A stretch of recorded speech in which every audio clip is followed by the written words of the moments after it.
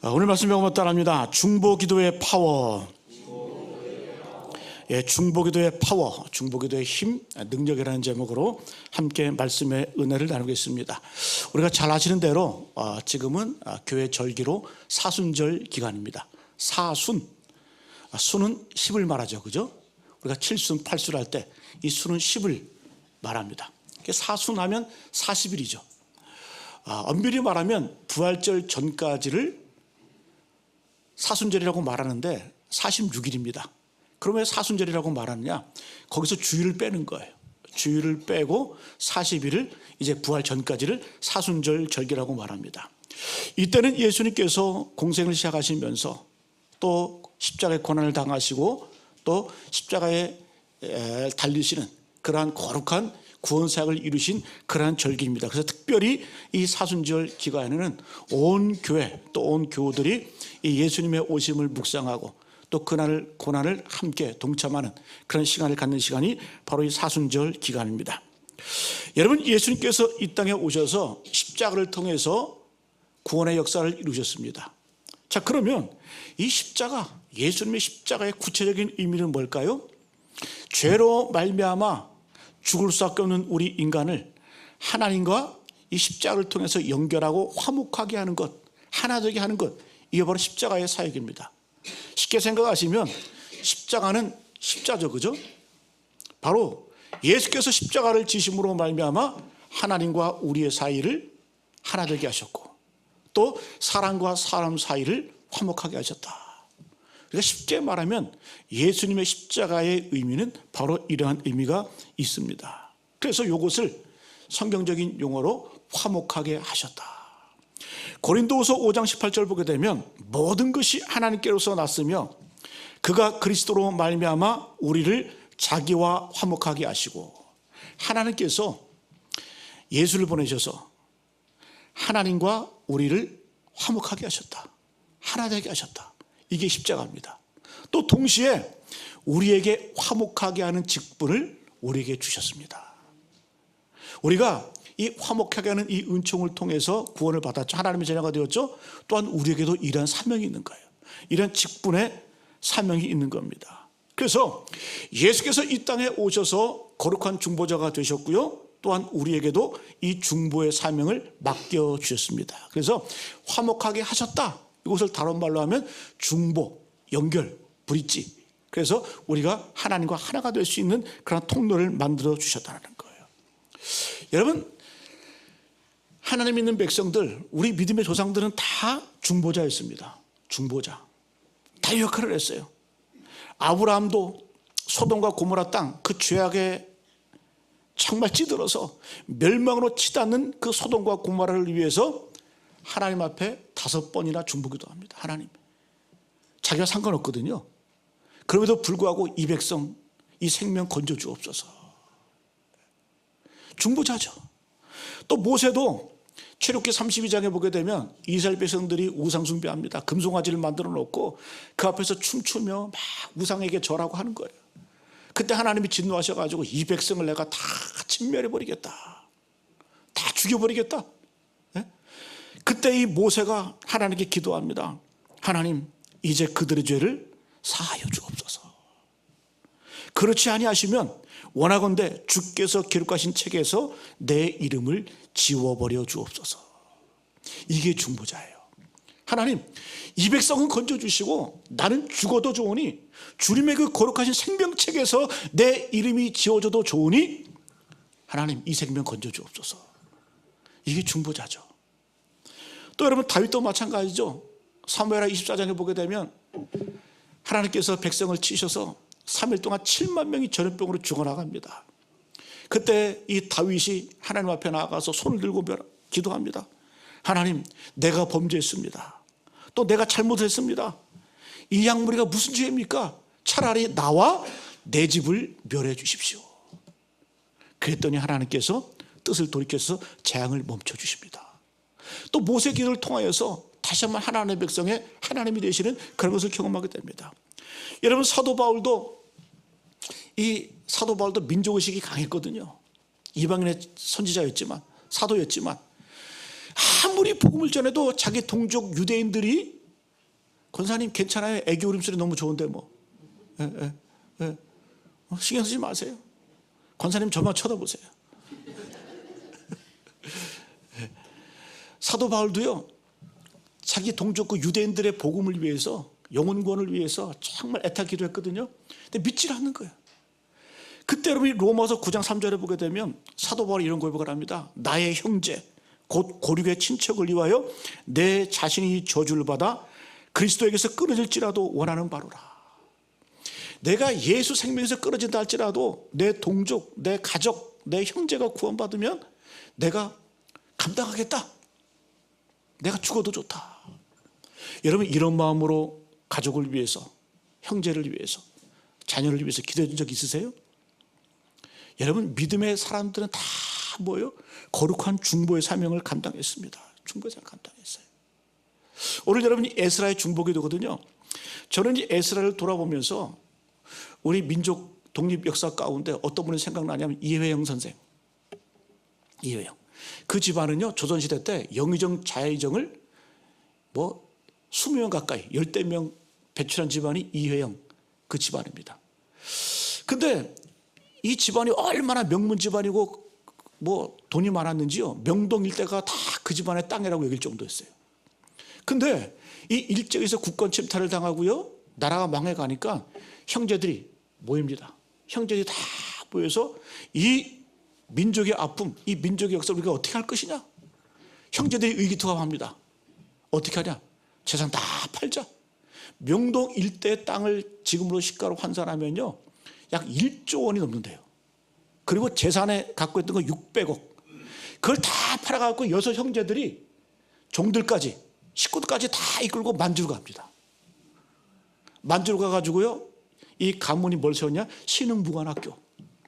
그래서 수천 명의 독립운동 이 군사들을 양성하는 그런 일을 감당을 해요. 여러분 그 형제들의 말년이 어떤 줄 아세요? 굶어 죽기도 하고요, 병들어 죽기도 하고요. 물론 여러분 이시영 이분은 우리 초대 부통령이기도 했지만 그 사임하고요, 정말 가난하고 궁핍하게 생을 마감을 합니다. 여러분 이 땅에 보이는 것이 전부가 아니에요. 이분들은요, 나라를 위해서 중보하는 사람들이에요. 시대의 아픔, 민족의 아픔, 이 절박한 이 나라와 민족의 상황 앞에서 우리가 어떻게 할 것이냐? 비판하고 정죄하고 판단만 할 것이냐? 아니다. 내 가진 거 다 내어놓고 팔아서 나라와 민족을 위해서. 저는 여러분 에스라도 그런 인물이거든요. 여러분 바벨론 포로로 끌려가죠. 이스라엘 백성들이 바벨로니아 제국으로 다 끌려갑니다. 근데 70년 만에 1차, 2차, 3차로 귀환을 하는데 첫 번째는 수룹바벨, 그 다음에 오늘 말씀에 나오는 에스라가 2차로 귀환하고요, 나중에 느헤미야를 통해서 3차 귀환합니다. 근데 이분들이요, 바벨론에서 다 요직에 있던 사람들이에요. 먹고 살만한 사람들이었어요. 다 풍족한 삶을 살았어요. 그럼에도 불구하고 어떻게 그거 다 내려놓고 민족의 아픔을 짊어지고 고국으로 돌아옵니다. 이게 뭐다? 이게 중보라는 겁니다. 우리가 첫 번째 기억할 것은 이 중보가 뭐냐? 중보기도가 무엇인가? 영어로는 intercession. 여러분 중재하다, 중개하다. 그러니까 좀 더 구체적으로 말하면 이 중보는 뭐냐면 그 갈라진 틈으로 들어가다, 갈라진 사이를 메우다, 그런 뜻이거든요. 쉽게 예를 들면 우리 그런 얘기 많이 들어보셨잖아요. 네덜란드 이야기. 네덜란드, 란트라고 하는 건 땅이죠, 그죠? 네덜란드는 낮다. 그러니까 네덜란드는 낮은 땅을 말하는 거예요. 그러니까 해수면보다 낮은 땅이 네덜란드예요. 그래서 항상 이 나라는 뭐 홍수나 이런 거 자연재해가 많기 때문에 뚝을 세웁니다. 뚝을 만들어 가지고요, 이 물이 범람하지 못하도록 해요. 또 우리가 그런 이야기 들어보셨잖아요. 어떤 소년이 길을 가고 있는데 뚝에서, 구멍에서 물이 나와, 그죠? 그러니까 어떻게 합니까? 이 소년이 주먹을 넣어서 막아요. 또 점점 물이 더 새어나니까 자기 몸을 집어넣는 거예요. 어떻게 해요? 나중에 보니까 날이 새고 나니까 이 소년이 죽어 있어. 그러니까 자기 한 몸 그 갈라진 틈을 메우면서 마을 전체를 살려낸 거예요. 이게 뭐다? 쉽게 말하면 중보라는 거예요. 중보.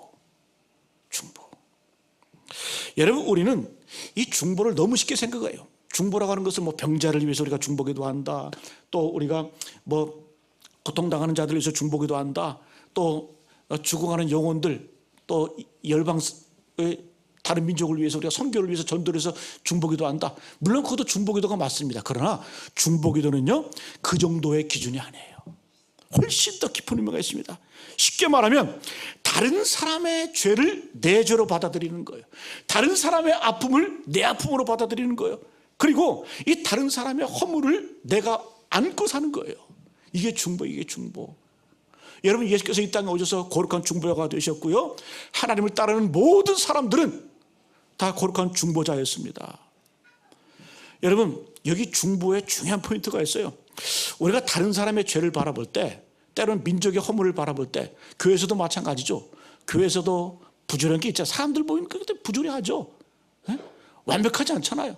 근데 그런 것들, 다른 사람의 허물과 죄를 바라볼 때 두 가지 관점이 있습니다. 첫 번째는 정죄하거나 비판합니다. 교회가 왜 저래? 목사가 왜 저래? 장로가 왜 저래? 이게 제일 쉬운 방법이에요. 두 번째는 뭐냐면요, 그 사람의 죄를, 그 사람의 허물을 내 것으로 받아들이고요, 내 죄로 받아들이고요, 내 허물로 받아들이는 거예요. 여러분, 중보라는 것은요 단순하게 안타까워하는 것 아니에요. 단순하게 그 사람의 허물을 비판하고 판단하는 것 아니에요. 그냥 내 것으로 받아들이는 거예요. 이게 중보입니다. 이게 중보. 여러분, 에스라의 중보기도는 뭐냐? 하나님, 이 백성의 죄를, 이 백성의 허물을 나의 죄로, 우리의 죄로, 공동체의 죄로 받아들이는 겁니다. 우리가 읽지 않았지만요 6절부터 15절까지는 에스라가 회개하는 내용이거든요. 구체적으로 쭉 회개를 하는데요, 여기에 보면요 특징적인 단어가 있어요. 반복되는 단어가 있습니다. 우리라는 단어가 27번 반복됩니다. 우리. 그러니까 이 에스라는 이스라엘 백성들, 그 당시에 이방 사람과 통혼을 하거든요. 종교가 혼합이 되거든요. 이걸 바라보니까 지도자로서 견딜 수가 없는 거예요. 그런데 그들을 비판하고 정죄했다? 그렇게 하지 않고요, 자신의 죄로 받아들이는 거예요. 대신 회개하는 거예요. 자신의 허물로 받아들이는, 이게 뭐다? 이게 중보입니다. 여러분, 6절 7절에 보니까 우리 6절 7절만 한번 읽어볼까요? 같이? 우리라는 이 단어에 강조점을 두시고 한번 읽어보세요. 6절 7절만 시작. 말하기를 나의 하나님이여, 내가 부끄럽고 낮이 뜨거워서 감히 나의 하나님을 향하여 얼굴을 들지 못하오니, 이는 우리 죄악이 많아 정수리에 넘치고 우리의 허물이 커서 하늘에 미침이니라.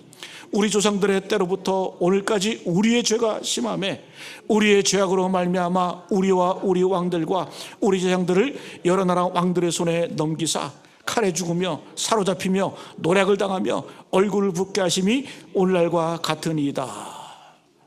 백성들의 죄를 보면서 지도자는요 괜히 지도자가 아닌 거예요. 지도자는요 백성들, 이 사람들의 아픔을 어떻게 해요? 나의 죄로, 내 죄로, 나의 허물로 받아들이면서 회개하는 거예요. 여러분, 오늘 3.1절 기념주일입니다. 우리 민족의 역사, 슬픔, 많은 민족이었잖아요. 근데 우리 믿음의 선배들은요 민족의 죄를 내 죄로 받아들였어요.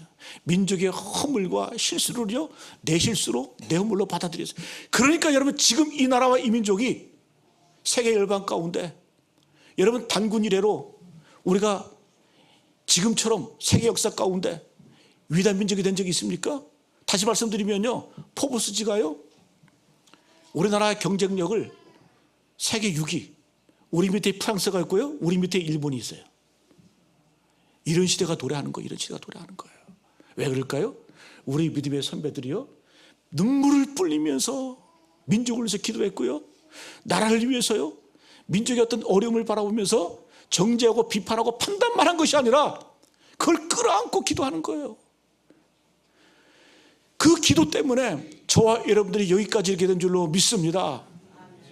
여러분, 우리도요 이 번영, 이 영광, 이 하나님의 축복을 더 유지하기 위해서는요 우리가 눈물 뿌리면서 기도하셔야 돼요.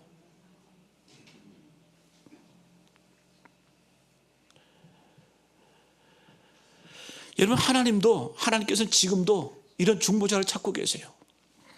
에스겔 22장 30절에 보게 되면, 이 땅을 위하여 성을 쌓으며 성 무너진 데를 막아서서, 중보죠, 그죠? 무너진 데를 막아서는 게, 갈라진 데를 막아서는 게, 나로 하여금 멸하지 못하게 할 사람을 내가 그 가운데서 찾다가 찾지 못하였으므로.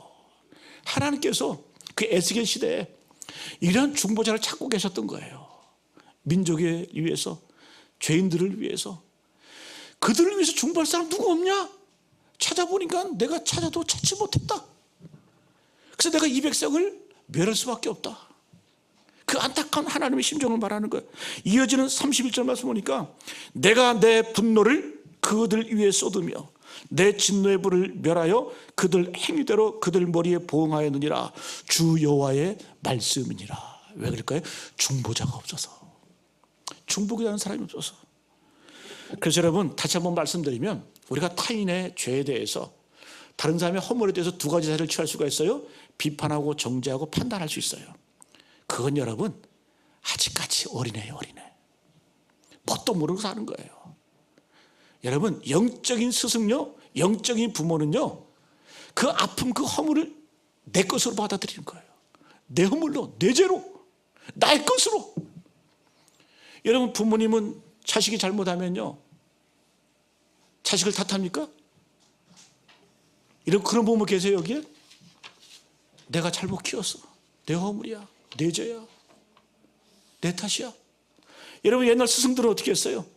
자기가 스스로 스승들이 매를 맞았어요. 제자들에게 회초리 주면서 아무리 말을 안 들으니까 제자들이 야 이놈들아, 니를 돌아가면서 회초리 들고 내 종아리 때려. 같이 우는 거예요. 그 제자들이 변화가 되는 거예요. 여러분 오늘날 영적인 스승이 있습니까? 영적인 부모가 있습니까? 내 자신을 되돌아보세요. 교회를 향해서, 민족을 향해서, 나라를 향해서, 위정자들 향해서 나는 과연 비판만 했지 그 때문에 내가 그것을 품고 가슴에 안고 기도한 적이 있습니까? 중보자가 되지 못했다는 거예요. 예수님을 따라간다고 하는 것은 바로 이것을 따라가는 겁니다. 여러분 스스로 종아리를 칠 줄 아는 사람이 스승입니다. 그런데요 반대로 비판만 하면 그걸 뭐라고 말해요? 꼰대라고 말합니다. 꼰대. 우리 예전에 믿음의 선배들은요 산에 올라서 기도하고요, 뭐 삼각산, 뭐 하늘산, 뭐 오살리 기도 같은 데서 정말 처절하게 앉을 자리가 없을 정도로요. 저는 두려워요. 왜 두렵냐? 저도 목사님 책임감이 있지만 이렇게 외쳐도 너무 이 세상의 안락함 때문에, 이 세상의 편함 때문에 우리 기도하지 않고요, 중보하지 않고요, 어떻게 할 거예요? 어떻게 할 거예요? 옛날에는요 제가 들어보면 그래요. 대통령의 죄를 자기의 죄로 받아들이고 기도하는 분도 계세요. 산에서 막 기도하는데 대통령이 잘못했으면 내 죄로 여겨요. 예? 위정자들이 잘못했으면 그거 내 잘못으로 여겨요. 어떤 분은 북쪽의 김일성이 잘못한 것을 내 죄로 여기더라고요. 왜 그런 줄 아세요? 김일성 집안이요 감리교의 영향을 받았어요. 우리 감리교 목사님 가운데 손정도 목사님 계시죠? 그분이 상동교회 목가시다가요 만주로 가서 독립운동 하셨어요. 손정도 목사님. 근데 그분이 이 김일성가 밑으로 올 때요 생명의 은인이에요. 영향을 받아요. 그래서 김일성 회고록에 보게 되면요, 김일성 회고록에 보게 되면요 이 손정도 목사님을 뭐라고 표현하냐? 내 생명의 은인이다. 아예 한 저를 할애할 정도로 이 손정도 목사님에서 기록하고 있습니다. 그게 감독의 영향을 받은 거예요. 근데 지금 어떻게 됐습니까? 그 김일성이, 그 집안이 사단 마귀압제가 됐잖아요. 예? 원수 마귀압제가 되고 있잖아요. 그럼 우리 감리교도들은 어떻게 해야 돼? 안타까워해야 되잖아요. 안타까워해야 되잖아요. 저 집안이 원래 이 감독의 영향을 받은 집안인데. 여러분 에스라는 민감한 사람이거든요. 똑똑한 사람이에요. 학자이기도 하고요. 그러니까 백성들의 죄가 딱 한눈에 보여지는 거예요. 그럼 어떻게 했어요? 그 예민한 성격을 가지고 판단했습니까? 아니에요. 주님, 우리의 죄, 나의 죄, 주 앞에 회개하는 거예요. 여러분 나라와 민족을 위해서, 이웃을 위해서, 주님의 몸된 교회를 위해서 이런 거룩한 중보자가 되시기를 간절히 축복합니다. 이게 여러분 영광이에요. 반면에요 비판 정죄하는 것 특징이 바리새인들, 예수님께서는 참 바리새인들을 싫어하셨어요. 화 있을진저 막 7번이나 화를 선포하시고, 이 바리새인, 왜 바리새인들을 그렇게 싫어하셨을까? 그들 기도하는 거 보세요. 누가복음 18장에 보게 되면 바리새인이 서서 기도합니다. 네? 그러면서 어떻게 기도하냐? 하나님이여, 나는 다른 사람들 곧 토색, 불의, 간음을 하는 자들과 같지 아니하고 이 세리와도 같지 아니하님을 감사하나이다. 되게 거룩한 기도 같지 않아요? 자기 죄인들, 토색하고 불의하고 간음하고 쓰레기 같은 저 인간들과 내가 같지 않음을 감사합니다. 우린 이 기도 안 해요? 은근히 판단하잖아요. 은근히 정죄하잖아요. 하나님 제일 싫어하는 게 이거예요. 여러분, 뭘 감사해야 돼요? 그 죄인들이 하나님께 돌아오는 걸 감사해야지. 그 죄인들과 같지 않음을 감사한다? 이게 기도입니까? 정죄고 비판이고 판단. 근데 우리는 알게 모르게 이런 기도할 때가 얼마나 많은지 몰라요. 여러분, 오늘 에스라의 중보기도가 우리 기도가 되시기를 축복합니다. 네? 여러분, 자꾸 바리새인의 길을 가면요, 공동체가 무너집니다.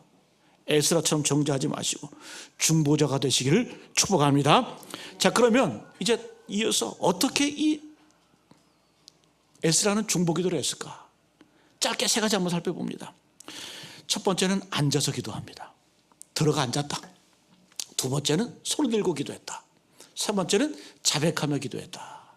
자, 첫 번째, 여러분 우리도 이렇게 기도하시면 돼요. 에스라는 첫 번째 주 앞에 앉았다. 우리 3절 4절 같이 해볼까요? 3절 4절 말씀 시작.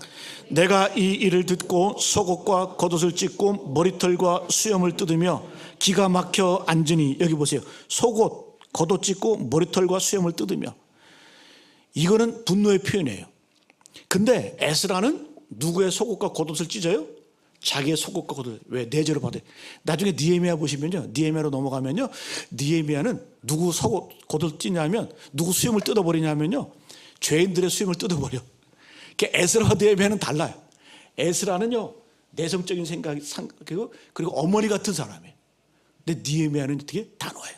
죄인들 딱 똑같은 죄를 봤을 때요, 에스라는 자기가 품고 눈물을 흘리면서 자기 수염을 뜯고요, 어떻게 뜯나 모르겠어.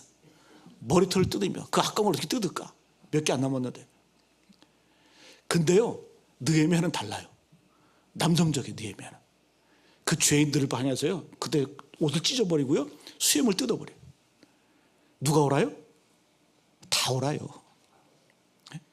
자, 오늘 보니까 수염을 뜯으며 기가 막혀 앉으니, 기가 막혀 앉으니. 4절도 볼까요? 4절 말씀 시작. 하나님의 말씀으로 말미암아 떠는 자가 사로잡혔던 이 사람들의 죄 때문에 다 내게로 모여오더라. 내가 저녁 제사 드릴 때까지 기가 막혀 앉았더니. 저녁 제사 드릴 때까지 기가 막혀 앉아 있었다. 여러분, 하나님의 앉았다, 하나님 앞에 앉았다는 얘기는 뭘까요? 그냥 하나님 앞에 주저 털썩 앉는 거예요. 털썩 앉았다는 얘기는 뭘까요? 죽기 살기로 죽을 각오로 기도했다는 얘기는 거예요. 수로보니 교인 보세요. 예수님께서 막 다가와서 자기 그 딸이 귀신 들렸거든요. 그 예수께 막 소리치면서 다가오니까 예수님이 모른 척해요. 외면해요. 네? 그러면서 자꾸 따라오니까 예수께서 모욕적인 말 하죠. 자네 떡을 취하여 개에게 주는 것이 마땅치 않다. 이 여인을 개로 보는 거예요. 개로 보는. 수로보니게 이방 여인을 개로 보는 거예요. 그랬더니 이 여인이 뭐라고 말해요? 주여 옳소이다. 당신 말이 옳습니다. 야, 대단하죠, 이 여인도.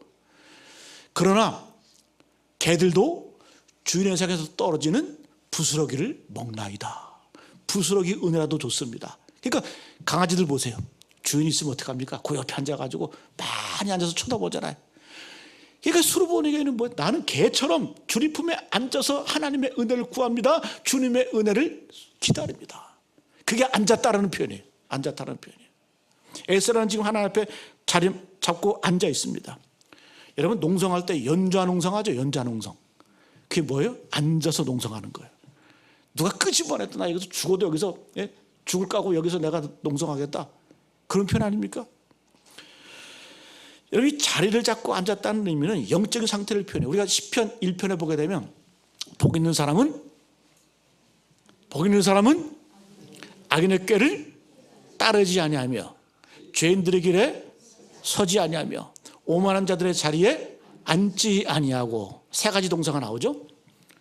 따르고, 서 있고, 그리고요 앉고. 이게 영적인 상태를 말합니다. 죄질 때도요 똑같아. 친구 따라가서 놀다가 보니까 거기 원성만 내가 서 있어. 따라가다 보니까 서 있는 거예요. 서 있다 보니까 내가 거기 주저앉는 거예요. 그 죄인 거예요. 그 점점점 이 죄의 심도 깊어가는 과정이 바로 따라가다가 거기 서 있다가 머물러 있다가 아예 앉아버리는 거, 주저앉아버리는 거. 그게 여러분 뭐다? 죄의 점진성. 죽는 거죠. 죽어가는 거죠. 우리는 반대로 하면 돼요. 악인의 죄를 따라가지 마시고요, 주님을 따르시기를 축복합니다. 죄인들에게 서 있지 말고요, 주님 앞에 항상 서 있기를 바랍니다. 그리고 오만한 자의 자리에 앉지 아니하고요, 주님 품 안에 앉아 있기를 축복합니다. 여러분, 주님 품 안에서 자리 잡고 앉아 있는 그 모습을 시편 1편은 뭐라고 상징적으로 말해요? 시냇가에 심은 나무. 시냇가에 심은 나무는 움직이지 않잖아요.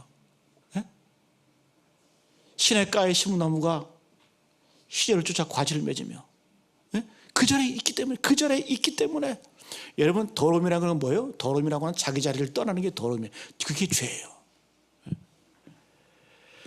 여러분, 오늘 다윗도 그래요. 오늘 에스라도 그렇고 다윗도 그래요. 다윗도 사무엘 상하에 보게 되면 이런 표현이 많이 나와요. 다윗이 하나님의 전에 들어가 앉았더니, 들어가 앉아서 여호와께 아뢰되.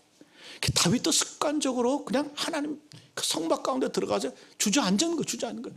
저는 여러분 시간이 있을 때요, TV 보고 있지 마시고요, 좀 교회 나오셔서 아니면 가정에서요, 내가 좀 찬송가 틀어놓고요, 그냥 주님 품 안에서 그냥 앉아 계세요. 털썩 기도하려고 하지 마시고 그냥 주님 품 안에 앉아 있다 보면요, 하나님께서 그 은혜와 사랑으로 나를 감싸주시고 인도해 주세요.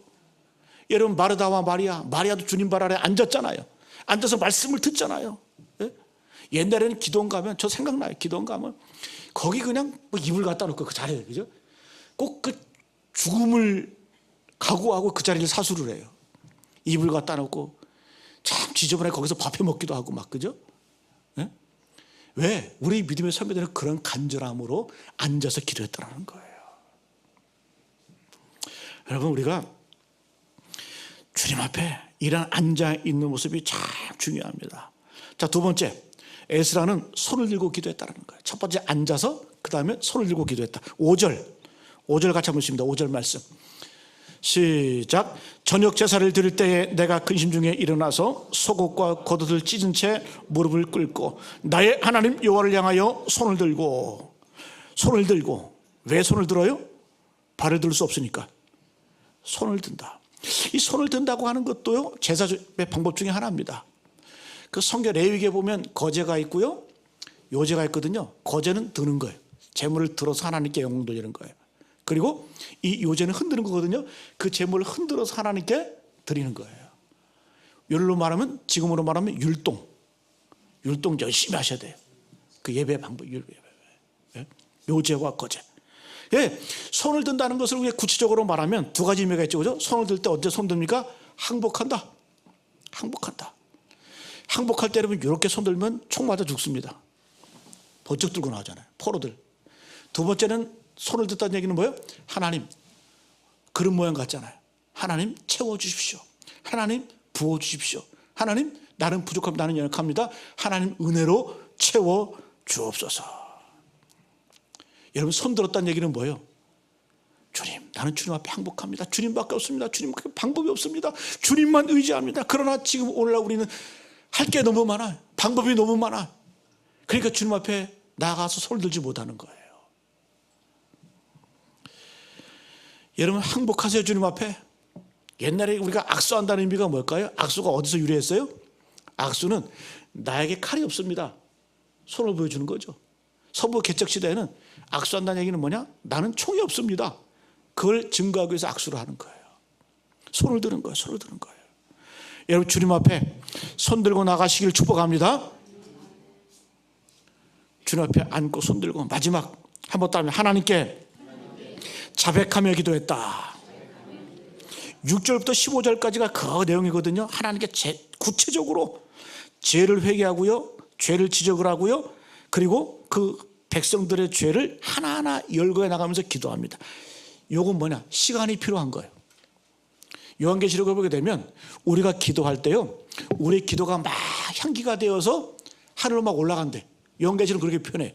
우리가 기도가 하늘로 막 상달되어서 천사가 대접을 들고요, 우리의 기도를 받아가지고 그 기도가 차면 하나님께 올려드린다 그래요. 자, 뭐가 필요합니까? 기도는 채워져야 된다는 거예요. 기도는 분량이 있다는 겁니다. 우리 한번 되돌아보세요. 정말 충만할 정도로 기도하십니까? 하나님의 압도적인 은혜를 구하는 기도를 하십니까? 밥, 커피는 3시간씩 먹으면서. 저도 올 때 막 어떨 때 방송이 되더라고요. 친구들 만나가지고, 지인들 만나가지고 밥 먹고 커피 마시다 보면 2시간이에요, 3시간이에요. 막 얘기하다 보면, 논의하다 보면. 근데 기도는 3시간 했나?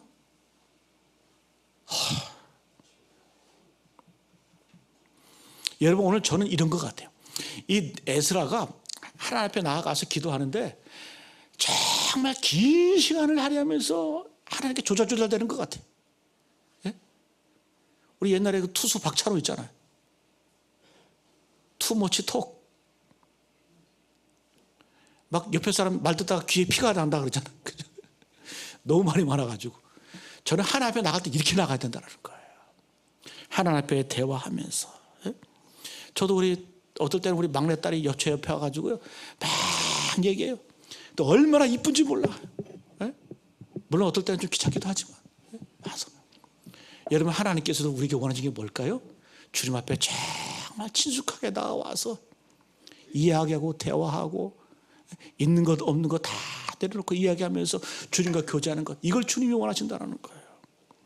여러분, 오늘 말씀 마치겠습니다. 오늘 여러분 에스라의 중보기도를 나눕니다. 여러분, 하나님의 백성들, 그리스도를 본받는 자들은 중보자가 되셔야 돼요. 비판과 정죄는 쉽습니다.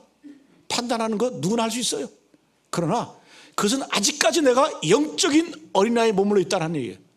저는 수십 년 예수를 믿어도요, 40년 50년 예수를 믿어도 그분의 얘기 들어보면요, 항상 그 입술 가운데 비판이 있어, 정죄가 있어, 판단이 있어. 제가 판단하면 안 되지만 그렇게 생각합니다. 아직 어린애다, 아직 젖먹이다. 그런데요, 어떤 분들을 보면요, 어떤 분들의 아픔과 상처를 보면요, 그걸 내 것으로 받아들여. 정말 안타까워해. 그래서 기도해. 그 여러분이 영적인 어른이고 영적인 부모예요. 여러분, 부모는 아무나 됩니까? 여러분, 우리가 주님 앞에 영적인 중보자가 되시기를 간절히 축복합니다.